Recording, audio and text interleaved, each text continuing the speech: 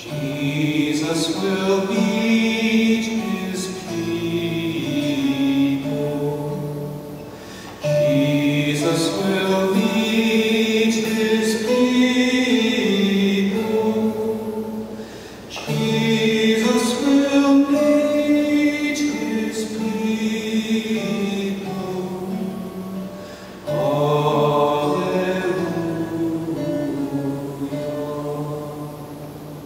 Lots of stories about that. One of them is it's in Luke's Gospel, I think. The disciples had gone back to fishing, and they'd been fishing all night in the Sea of Tiberias and hadn't caught a thing. And then dawn came, and they saw someone on the beach with a fire going, and as the sun came up, they realized it was Jesus. And he was cooking breakfast for them. And of course, when Jesus is present, other things happen. They lowered down their nets, and up came more fish than they could cope with. And it was another moment of exuberance. Jesus was with them, and one imagines what they might have talked about. It's hard to imagine what they would have talked about. I mean, what was there to say?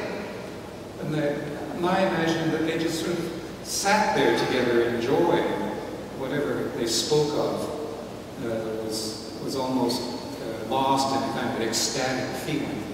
And of course, there was that discussion between Peter and Jesus about caring for sheep, which seemed to give Peter a special mandate to look after everything.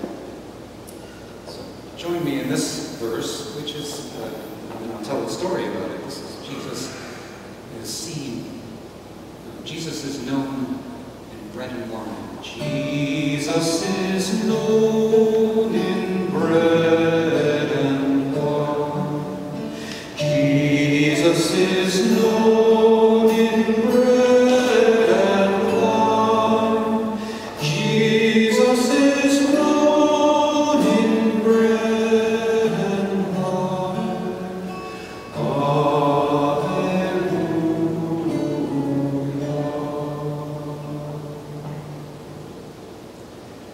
We're back now to another story on that first Easter day. One of the followers of Jesus, Cleopas, and a friend were walking off to a village called Emmaus, 7 miles from Jerusalem, a fair walk. And as they're walking along, somebody joined them, another traveler.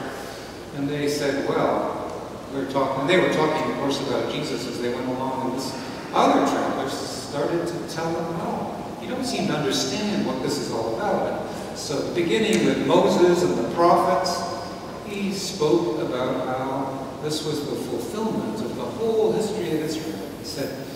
He also said that it was necessary for the Messiah to suffer in order for there to be the glory of the resurrection. And they said later that their hearts burned within them because of all of this wonderful stuff that were being said and that was kind of revealed to them. And as they got to the place they were going to,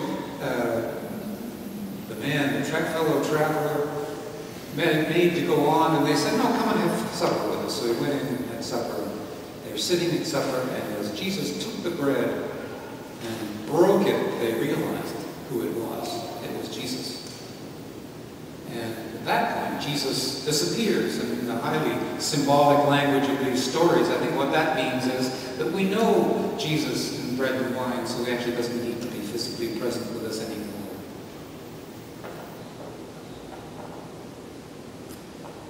Come, O Holy Spirit, come.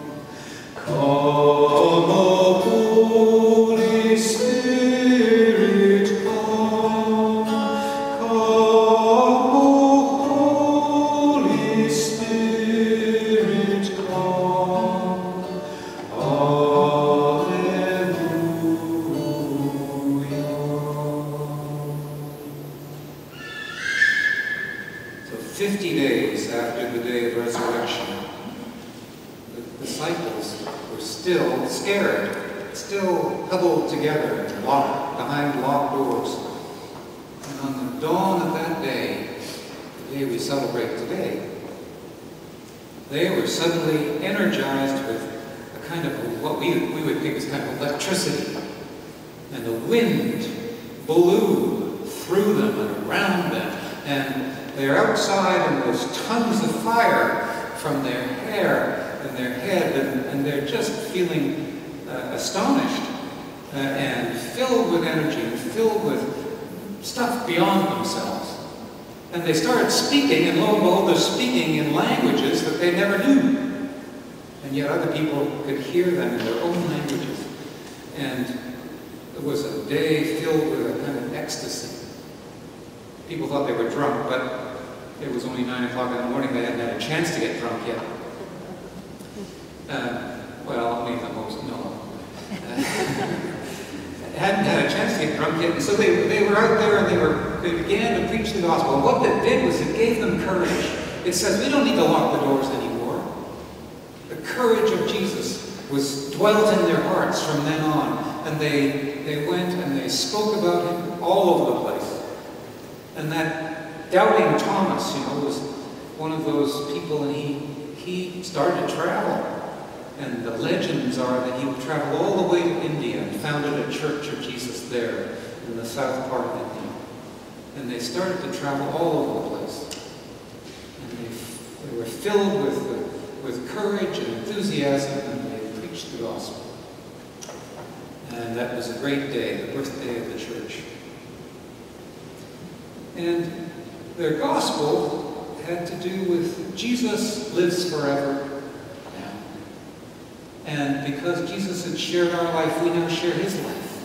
And so what that all means is that we live forever too. So join me in this. This is the last verse. Jesus will live.